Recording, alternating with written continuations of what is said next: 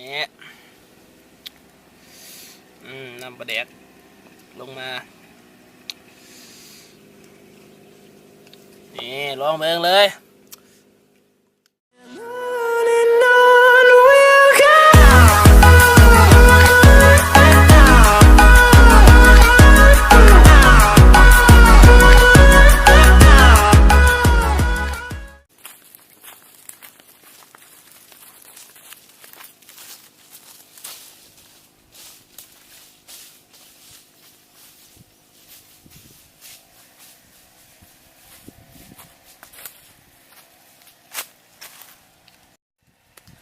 สบายดีเพื่อนมาพบเข้าที่ช่อง JKX เนาะพบเข้าคำ JKX และการ JKX เนาะซึ่งว่าเป็นมือกล้องของเฮานี่เนาะโอเคในมื้อนี้พวกเฮาจะไปหาเที่ยวป่าเนาะแล้วก็ซ่องหาวัตถุดิบเพื่อจะมาเฮ็ดเมนูนั่นเองเนาะตอนนี้พวกเฮากำลังซ่องหาวัตถุดิบเนาะวัตถุดิบหลักๆของเฮาคือตอนนี้เฮาซ่องหาหมูแดงอยู่เนาะนี่แหละอุปกรณ์ที่เฮาจะใส่เอาหมูแดงนี่มีมีดทำขึ้นมาแล้วก็มีน้ำนี่แหละซึ่งว่าจะเป็นอะไรนั่นเนาะลองไปหับส้มกันไป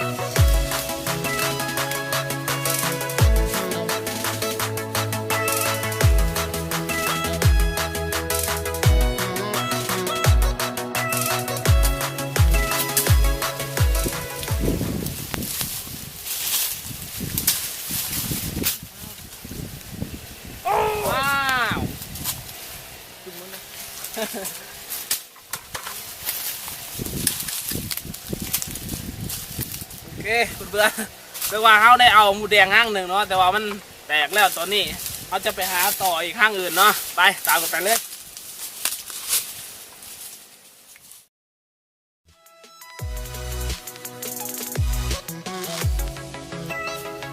โอเคเพื่อนเนาะในตอนนี้พวกเขากลับมาถึงห้างหมูแดงเนาะเห็นแล้วนี่นั่นเป็นห้างหมูแดงเนาะลองซูมกลับไปเลยกล้องเนาะ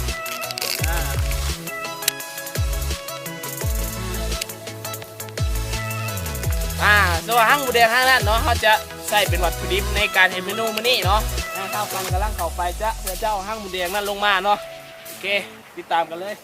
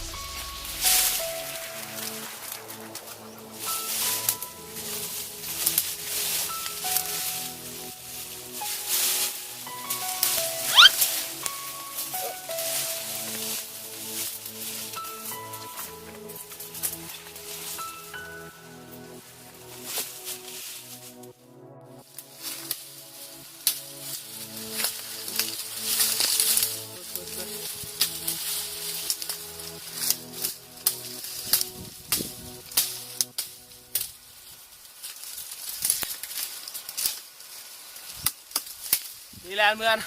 วัตถุดิบของเราหายากที่สุดเลยเจออุปสรรคอย่างต่างๆอุปสรรคอย่างต่างๆหลายอย่าง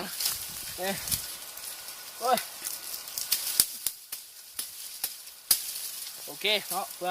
ท่านผู้ชมเนาะเอาจะเห็ดให้เบิ่งเลยเมนูนี้เด็ดแน่นอน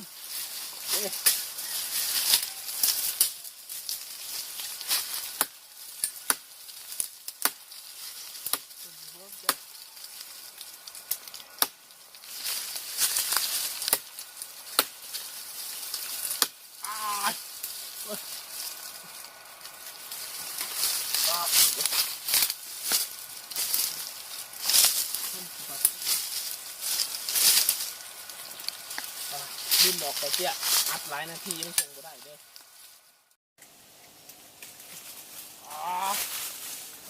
พูดครับพูดให้มีนะมีเดี๋ยวไว้เด้ไอ้ยา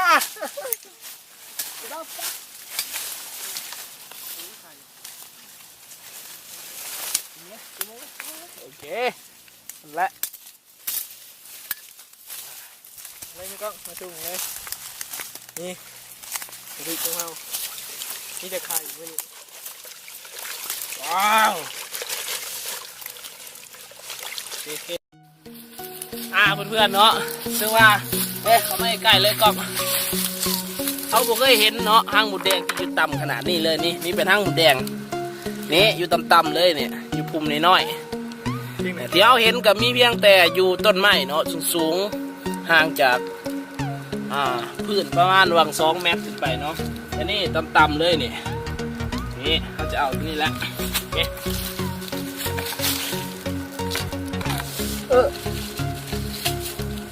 ทางไหนเฮ้ย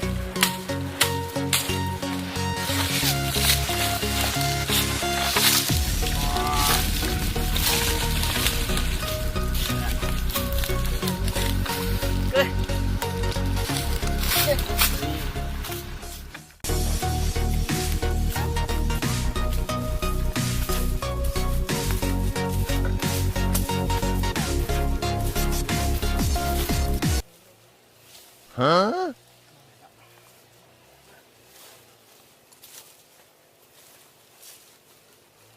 ใครยังครัวเนาะ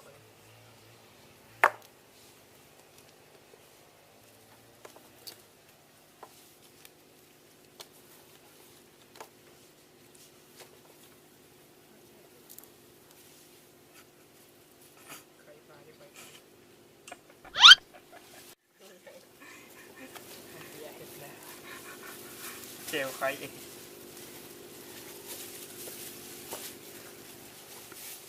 จับกล้อง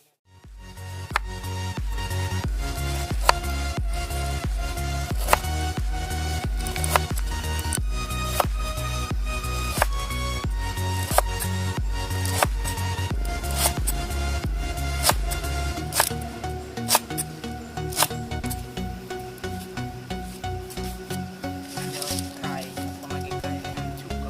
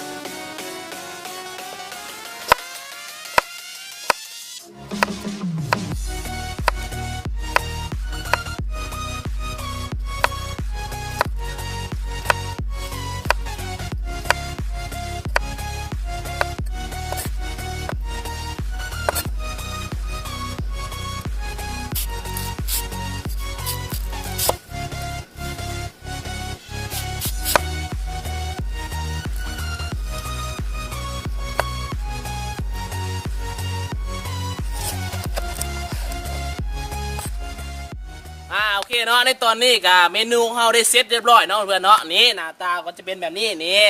เอาไว้ใกล้เลยนี่โอเคนี่แหละเมนูนี้ชื่อว่าเมนูเนาะเมี่ยงปลาเนาะซึ่งว่าก็จะมีของปลาที่เราหามาได้นี้เป็นพักกระโดนเป็นหมูแดงเป็นอย่างต่างๆเนาะ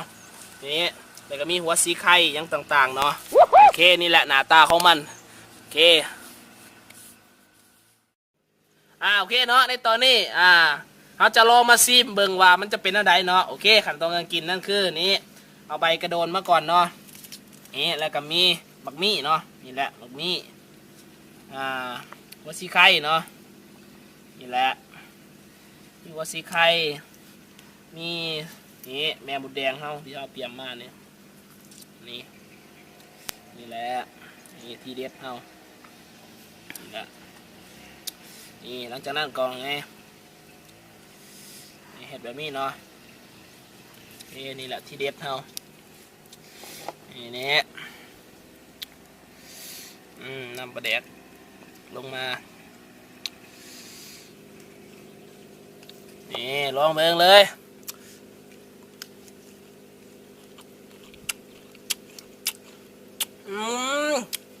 เชื่อเชื่อนะลองม่วงเลย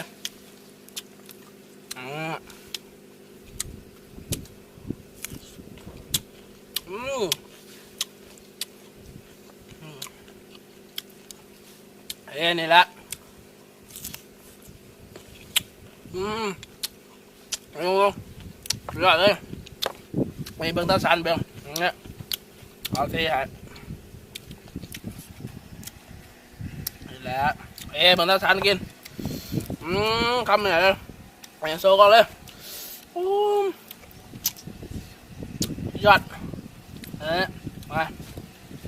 มาขออีกคำหนึ่งโอ้เด็ดแห้งเมนูนี่สุดยอดนี่แหละนี่แดงเนาะโอเครสชาติมันก็จะออกเป็นเปรี้ยวๆมันๆแล้วก็ความแซ่บของน้ำปลาแดกเนาะนี่ออกสมน้ำน้อยนึงนี่แหละนี่วิธีกินเขาสุดยอดเลยนี่แหละขอเทปลาแดกอีกน้อยนึงก็ปลาแดกเลยเนาะนี่ลองโฟกัสมาเลยนี่แหละนี่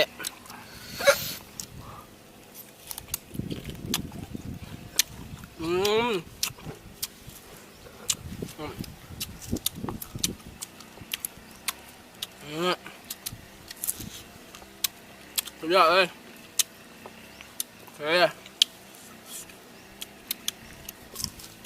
นี่ม่วงเขา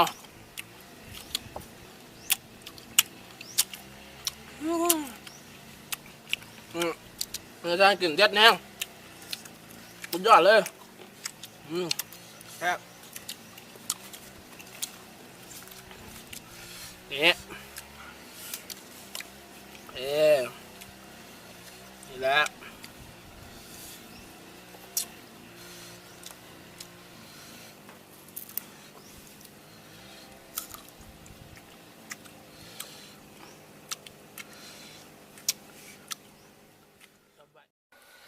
นี่แหละเพื่อนๆนี่มีไข่หมูแดงน้ำเนาะที่เด็ดของเลยนี่มีไข่หมูแดงมีหมกม่วงมีแล้วก็หัวสีไข่เนาะ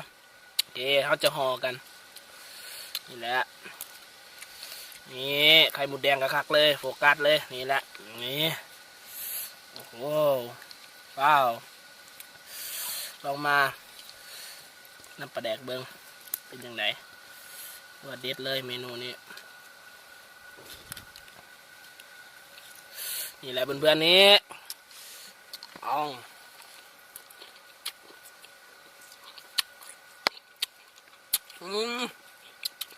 สุดยอด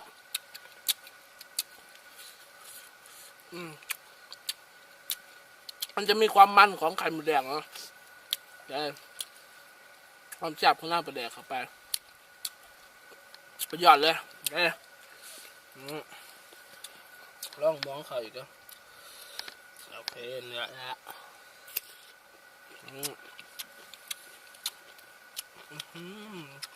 ว้ายยอดเลยนะ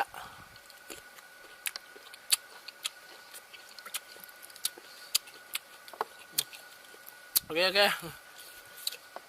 เดี๋ยวสิลองให้ตากล้องเขามากินเบิ่งนะโอเคเลยหลังๆอยากแล้วตากล้องเขาโอเคมาตากล้องเรามากินเลย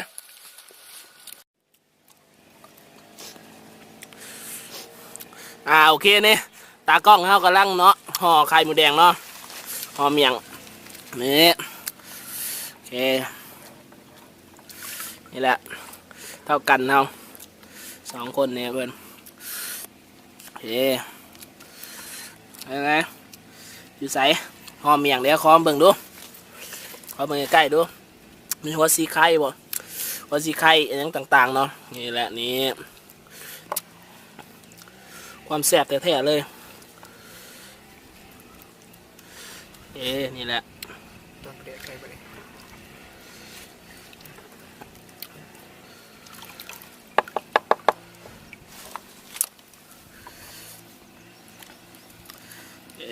ตากล้องเขาโอเคนี่แหละโอ้ยสุดยอดเลยรสชาติเป็นยังไง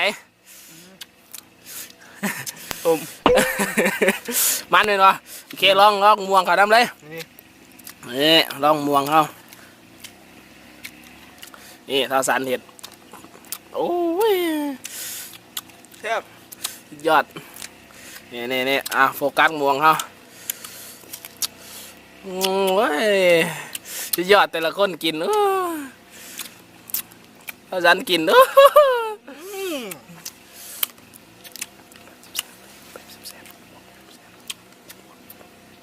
ครับลองมาเบิ่งท่าสารกินม่วงนะโอเคนี่แหละแต่ละคนโอ้ยสุดยอดเลยนี่โอ้ย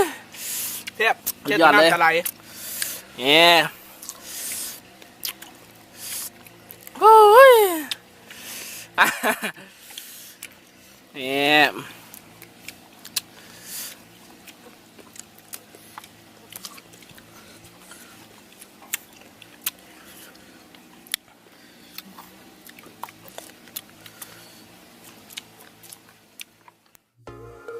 โอเคเพื่อนเนาะในตอนนี้พวกเขาก็ได้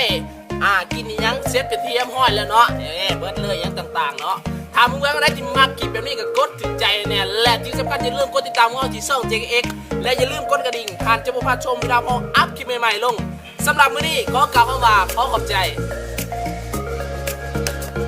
JX